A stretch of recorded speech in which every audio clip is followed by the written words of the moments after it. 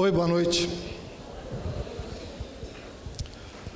Peço imensas desculpas por estar aqui hoje e não amanhã, porque me vi então em meio a juristas do direito privado. E talvez vocês sintam um pouco de quebra de discurso. Se o ambiente do direito privado vai a todo vapor, no sentido de evoluções teóricas, de reflexões mais ou menos livres, o mesmo não ocorre com o direito penal. Então, por aqui e daqui, vocês verão um tanto de rancor, um tanto de preguiça, de um professor que cada dia mais envelhece. É hora de vocês dizerem, não parece. Vou falar sentado porque eu vou guardar minhas energias para o jogo do Cruzeiro.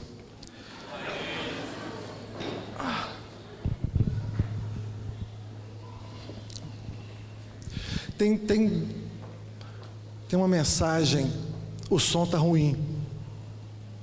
Está dando uma... Obrigado. Tem uma mensagem litero-musical que traduzirá tudo o que eu vou dizer. O tempo, o amor nos tempos de cólera, de Gabriel Garcia Marques. E o Brasil mostra a sua cara de Cazuza.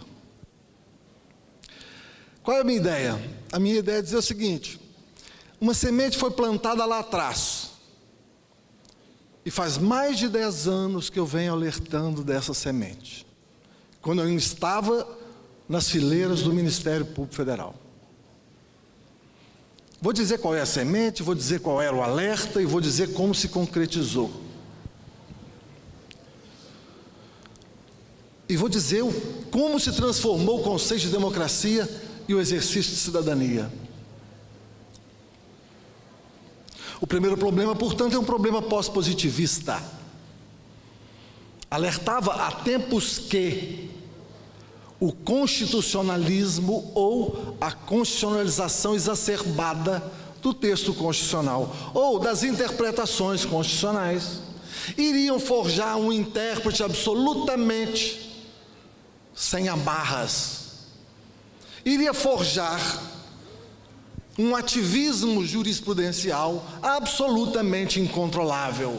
Eu não sei por que ingenuidade as pessoas não se deram conta disso.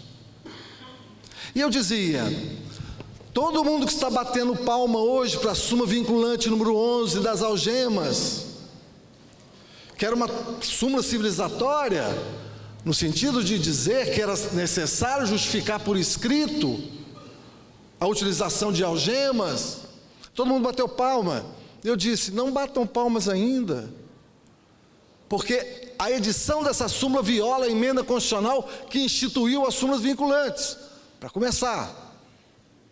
Mas não só, ela criava obrigações não previstas em lei, e até onde eu sei, não existem obrigações, ninguém é obrigado a fazer ou deixar de fazer nada, senão em virtude de lei. Tamanho foi o sucesso da súmula vinculante número 11, que os motéis, pelo menos de Minas Gerais, já colocam a súmula vinculante das algemas lá, dizendo que é obrigado a justificar o uso de algema no interior do estabelecimento. Há leis que pegam, há súmulas que pegam. Essa pegou. E as pessoas aplaudiam e não viam o monstro que estava sendo criado. O ativismo judicial surge quando alguém se depara com um texto especialmente constitucional, e entendem que a abertura semântica daquele texto é tão grande que ali é possível acomodar qualquer tipo de interesse, e de modo muito particular, os seus. O que aconteceu? Aconteceu que nós não temos mais compromisso hermenêutico. Vamos falar claramente qual é o nome do jogo? Vamos. É de Capitu a camarote. Capitu traiu o Bentinho? Não sei. Alguém sabe? Não sei.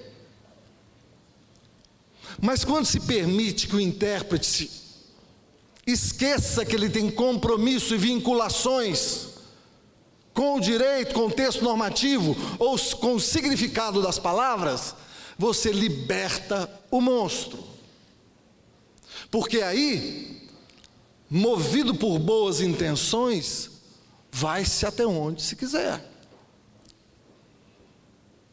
Este é um problema que me dói muito ainda ter que falar sobre ele, porque o Brasil mal se recupera ainda do que está acontecendo, dos excessos, porque todo mundo continua batendo palma ainda para o que está acontecendo.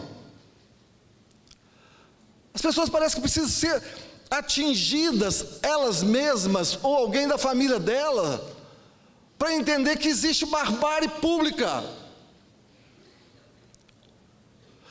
Quando um promotor de justiça se vê no direito de mandar Sérgio Cabral virar para a parede, não é possível as pessoas ficarem em silêncio. Não é possível que instituições e corporações que lidam com o direito se calem diante de uma aberração dessa. Ah, mas Sérgio Cabral é um vilão, é um bandido, é um ordinário, tantos anos de cadeia, ele que se petrifique com o nariz na parede. O que não se entende é que o problema não é Cabral, o problema é a cultura do poder, do arbítrio que vai se instalando, é o que vai se fazendo. Há muito tempo um grande jurista falava: eu não tenho medo do judiciário, eu tenho medo do policial da esquina. Não que o policial da esquina seja, do ponto de vista civilizatório, inferior ao poder judiciário. O problema é que ele está armado. E o problema é quando ele não tem controle algum de suas ações, a tendência é que o arbítrio avance. Pós-positivismo, abertura semântica, principiologia sem controle, isso é o quadro, o cenário da hermenêutica constitucional atual. Esse é o quadro. Eu vim para reclamar, eu vim para convidá-los a pensar que existe muito mais além do que os acertos, porque os acertos estão o dia inteiro no Jornal Nacional, não tem dúvida disso não. A grande mídia está do lado de tudo que está sendo feito em matéria penal. Eu sou ex-membro do Ministério Público Federal, aliás, pela primeira vez eu estou nessa casa como advogado.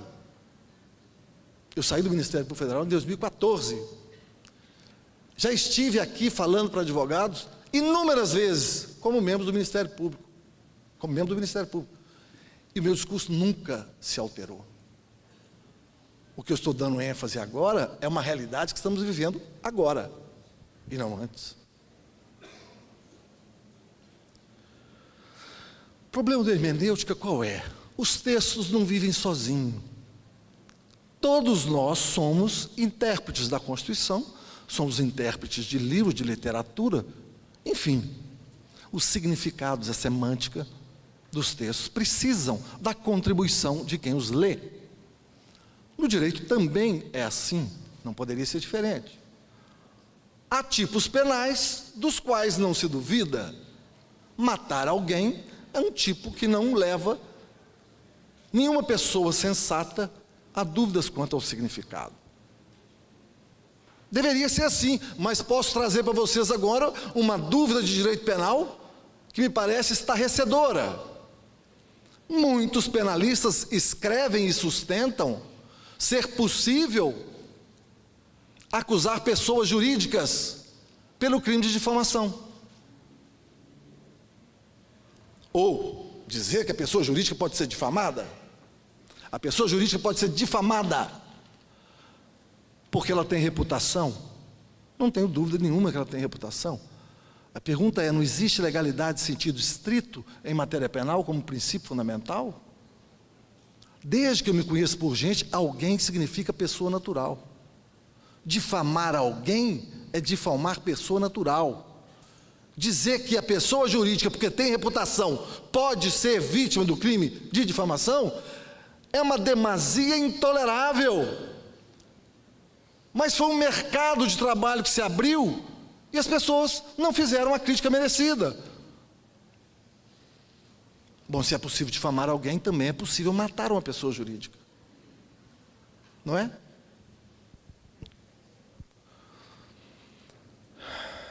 Então, por que falar de Estado Democrático de Direito, se nós vivemos nesse caos? Bom, deixa eu explicar melhor o que é o caos, senão vai ficar esquisito. Eu sempre critiquei, fui um crítico atroz, duro, de que o Brasil era um país que se preocupava com a violência de sangue. O Brasil não se preocupava com a violência branca. Ambas continuam. E eu reclamava que os poderes públicos deveriam avançar sobre o enorme número de corrupção que sangra os cofres do Brasil há muito tempo. A Lava Jato fez isso. Ok. Loas a tudo que foi feito. Palmas para quem merece. Pela coragem, pela independência, pelo combate. Mas isso não significa que eles sejam super-heróis. Isso não significa que eles não cometem erros. E o papel do advogado, o papel de quem tem dever funcional com o direito, é denunciar isso. Quando o juiz Sérgio Moro divulga um trecho de interceptação telefônica envolvendo um ex-presidente e sua esposa, depois de encerrado a autorização por ele mesmo da interceptação telefônica, o Brasil se calou diante disso, o Jornal Nacional quase bateu palma. E por quê? Porque aquele ex-presidente e o significado dele para o país, a ideologia que ele representa, eram, naquele momento, no olhar daquela mídia enorme, a hora de destruir essa pessoa. Eu não tenho a menor simpatia pelos envolvidos, que fique claro isso. Aliás, é preciso que nós todos lembremos que alguém, quando diz alguma coisa, pelo menos alguém que tem um compromisso sincero, pelo menos com a sinceridade. Eu não me disporia a vir aqui para falar alguma coisa se eu não estivesse absolutamente convencido do que eu estou falando. Eu não sou estelionatário.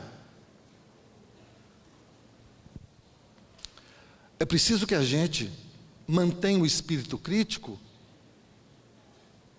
porque isso é fundamental para a cidadania. Não suporto,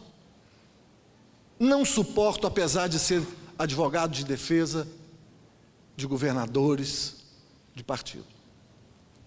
Não suporto o partido, não tem nada com isso. Eu defendo o cidadão. Então não me vinculem a ideologias políticas partidárias. O que eu estou dizendo é um descalabro que aconteceu e foi aplaudido de pé por conta de uma concepção ideológica partidária dirigida para destruir uma pessoa. Como Ministério Público, sempre fui custos legis, e como advogado, continuo defendendo o direito. Então não vou me calar, porque sou advogado, porque posso prender clientela. Dane-se. Não saí do Ministério Público para advogar, para ter receios disso ou daquilo. Ai, que vontade que isso aqui fosse um uísque.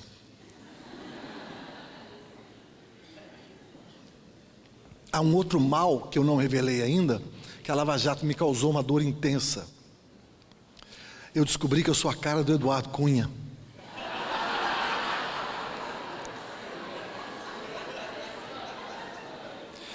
Vocês estão achando que a brincadeira foi a coisa mais trágica do mundo, porque em Brasília agora é gozeiro o dia inteiro no hotel onde eu me hospedo. Deputado, o senhor já está livre?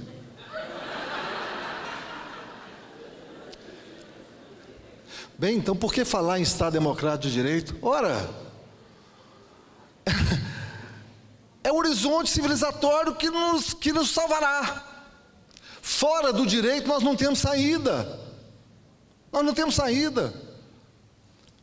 Mas como é que você constrói um Estado democrático de direito? Ora, se insurgindo contra esse estado de coisas, reclamando a compreensão adequada da Constituição, quando vem dizer que a execução penal em segundo grau atende, está alinhada com as constituições dos Estados democráticos, eu estou absolutamente de acordo que esteja. O problema não é este, nós não estamos discutindo o que é bom, justo ou melhor, nós estamos discutindo o que é dever. Este é o problema do direito no Brasil hoje. Quando eu denunciava o ativismo do Supremo Tribunal Federal, nós estávamos criando o ativismo que se pratica hoje no primeiro grau. Se o Supremo Tribunal Federal pode rasgar a Constituição, sob alegações hermenêuticas fragilíssimas de pobreza franciscana data vênia, por que os juízes de primeiro grau não podem fazê-lo?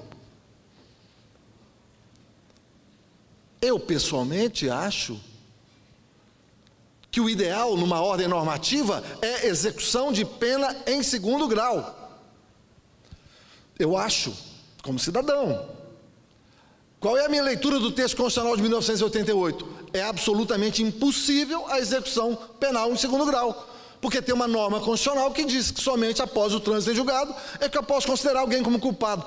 Não bastasse o texto constitucional com esse bom português, em 2011, a lei 2000, é isso que dá a gente envelhecer. Ou é isso que dá quando o rancor sobe demais a cabeça. Eu estou falando da lei que alterou o Código de Processo Penal e alterou o caput do artigo 283 do Código de Processo Penal, que mais claramente do que o texto constitucional, ela diz que é impossível a execução, senão após o trânsito em julgado. Qual é a dúvida que o Supremo teve? O Supremo sabe o que é trânsito. O Supremo sabe o que é julgado. Talvez ele tenha dúvida sobre o que seja após. Eis aí um problema hermenêutico complexo. Eu não sei o significado de após. Deve residir aí tanta dúvida. Ah, bom, mas na verdade o recurso é só extraordinário. Meu amigo, seja sincero com você. O compromisso de quem interpreta o direito começa pela compreensão da semântica, do significado mínimo. Hoje já vi Sua Excelência, ministro Roberto Barroso, defensor dessa tese, falando em alto e bom som sobre o assunto de improbidade e sustentando que o compromisso do julgador é, primeiro, contexto da lei. Faz-me rir. Qual texto o senhor está falando? O texto que tem o significado que o senhor quer ou o texto que todos nós conhecemos? Porque o texto de trânsito e julgado no Brasil significa sentença não mais passível de discussão. Este é o significado. Se os senhores estão querendo dizer que isso é injusto, mandem que o Congresso Nacional crie uma emenda constitucional modificando esse dispositivo constitucional.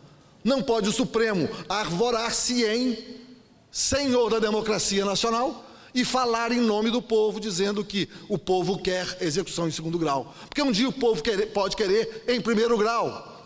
Porque um dia um povo pode querer a prisão antes de sentença de primeiro grau, como já quis. A memória é curta. O Código de Processo Penal nosso é de 1941. Sabe o que dizia o Código de 1941? Quando alguém era preso em flagrante, ficava preso até o final do processo. Por quê? Porque foi preso em flagrante. Quem prendeu? Autoridade policial. Vocês estão entendendo? Estado de polícia começa assim. É justiçamento. Mas só tem, começa com V, acaba com dor nesse país. Ok, posso estar de acordo com você, mas o nosso compromisso aqui não é sair enfurecido fazendo justiça, não. Nosso compromisso é com direito, senão vamos rasgar nossas carteiras. Jogar para a plateia é muito fácil. Por que a gente tem que falar em dogmática? A gente tem que insistir em dogmática, por quê? É isso que poderá nos salvar. a compreensão do direito positivo, a compreensão sistemática do direito. Portanto, vocês, advogados, têm que continuar construindo a ideia, insistentemente, da concretização dos direitos fundamentais, que vem a ser o quê? O compromisso do paradigma do Estado Democrático de Direito. É isso. Não é porque o Supremo agora está rasgando a Constituição que nós vamos todos fazer a mesma coisa. Funcionalismo. Funcionalismo não é uma questão, não é uma epistemologia. Algumas pessoas falam assim, o Patielli mudou muito depois que virou advogado. Talvez eu tenha envelhecido. Só. Porque, na verdade, o advogado tem um compromisso com os seus legis. É claro que, do ponto de vista judicial, o compromisso do advogado é parcial. O seu dever constitucional é ser parte, é defender o interesse da parte. Ok? Ok. Mas o advogado criminalista não é um defensor de bandido. Eventualmente, ao final das contas, pode chegar com que ele defendeu um bandido, ou até a saída se diga logo, esse sujeito já foi condenado tantas vezes. Então, como é que eu legitimo a atuação de um profissional que defende alguém acusado? Eu diria que a função custos legis é a grande missão do advogado. Porque eu posso dormir com uma condenação justa. E hoje em dia, o trabalho de obter uma condenação justa é obra das mais gigantescas. Não tenham dúvida disso. Qual é o adversário? O adversário é que o devido processo legal é embaraço à investigação. Vocês estão percebendo que muitas das atividades da advocacia estão sendo criminalizadas? Você faz um parlamentar, um membro do Congresso Nacional, faz uma reunião para discutir medidas de modificação legislativa sobre lei de organização criminosa. É evidente que esse parlamentar e esses parlamentares reunidos estão querendo sim modificar a legislação que cuida das investigações e se proteger. Não tenho a menor dúvida disso. Mas dizer que isso é embaraço à Lava Jato é tão delirante quanto sustentar que democracia é unicamente o exercício do voto. É delirante. O Congresso Nacional tem legitimidade para reunir e revogar a Lei 12.850. Sabe o que a gente pode fazer? Cazuza. Brasil, mostra a sua cara. Essa é a cara do Brasil. Infelizmente, esse é o país que está agora próximo a uma eleição presidencial, em que o favorito disparado está na cadeia. Se isso não incomoda vocês, a mim incomoda profundamente, porque... Agora, aguentar o argumento de que eleição sem Lula é golpe, não dá, né? Ajuda. Uma solução alternativa seria: concorra, seja eleito e cumpra a pena. Porque a vontade popular deve ser livre. Elegemos, mas a lei também tem que ser cumprida. Então fica preso. Fica preso. Por quê? Porque foi condenado. Por quê? Porque a jurisprudência acha que pode estar em segundo grau. Está errado? Tá, mas e daí? É o que decidiu o Supremo. Então eu não posso recusar a validade a uma ordem judicial. Eu não posso, estando de férias, interferir numa decisão arbitrária de um desembargador em Porto Alegre. Já ouviram falar em tragédia de erros? Foi o domingo mais patético que eu já vi na minha vida. Num domingo, impetra-se um HC sem pé nem cabeça, a decisão é concedida liminar, Primeiro grande erro, sem qualquer fundamentação válida, e eu li tudo. Aí começa a sequência. Um juiz que é herói nacional, de férias, telefona para dizer que aquela decisão é ilegal. Eu estou de acordo que essa decisão não seja ilegal. Essa decisão está irregular. Essa decisão está em descompasso com o direito constitucional. Mas não é você que tem competência para discutir essa decisão. Quem tem competência é o órgão com hierarquia jurisdicional, STJ. Vá bater lá na porta do STJ. Mas não, como o heroísmo já ficou o protagonismo de novela das 10 ou das 8, se viu no direito de interferir. E o presidente do tribunal, então, se viu ainda também no direito de resolver um conflito de competência entre membros do mesmo tribunal. Onde está isso em alguma lei? Nenhuma. O Brasil está de ponta cabeça. Esse voluntarismo, esse ativismo judicial é fruto daquela hermenêutica constitucional absolutamente destrambelhada. Pessoas que desrespeitam o devido processo legal, que não sabem nada de dogmática jurídica. E para piorar tudo, o Flamengo deve vencer o Cruzeiro hoje.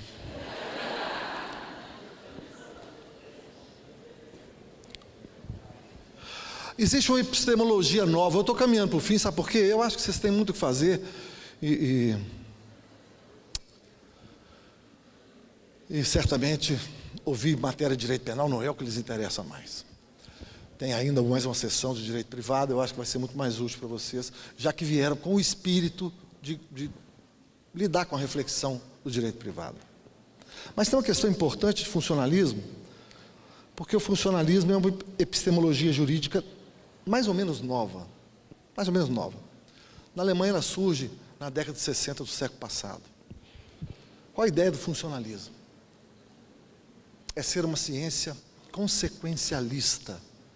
Ou seja, a pergunta é, não vamos mais discutir o que é o direito, nós vamos discutir para que serve o direito. Chega de discutir o que é, nós queremos saber para que serve essa porcaria. Aí o debate do funcionalismo penal foi conduzido para quê? Para a renovação do debate sobre as teorias da pena. Para que serve a pena? Aí você tem de um lado os partidários em toda a Europa de Klaus Roxin, de outro, também partidários na Europa, de um outro alemão chamado Jacobs. Jacobs foi conhecido no Brasil tragicamente, porque foi conhecido pela palavra dos seus detratores, que sequer haviam lido os seus textos sobre direito penal do inimigo. Ainda tem isso, a crítica vai geral, a crítica não é só para o Poder Judiciário, a crítica é para a academia também, né? As academias, que têm as suas preferências teóricas, tem faculdade de Direito, que vocês não entram em mestrado nem em doutorado nenhum, se não professarem a fé teórica das bancas. Não se iludam. Vai fazer mestrado para alguma faculdade? Pergunta quem é o ai Jesus do cara da banca. Porque se você for defender uma concepção que não bate com a dele, você não entra. Porque as nossas academias também são democráticas, como só ia acontecer no Brasil, né? Então Jacobs é um autor, não dá para falar sobre ele aqui, uma palestra teria que ser inteira sobre ele, mas é um autor que tem uma perspectiva que é assim. Imagine que ele seja eu, bem mais velho.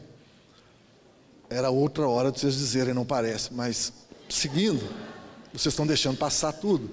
Seguindo, eu estou olhando para uma sociedade organizada e vivendo. É o que Jacobs vê.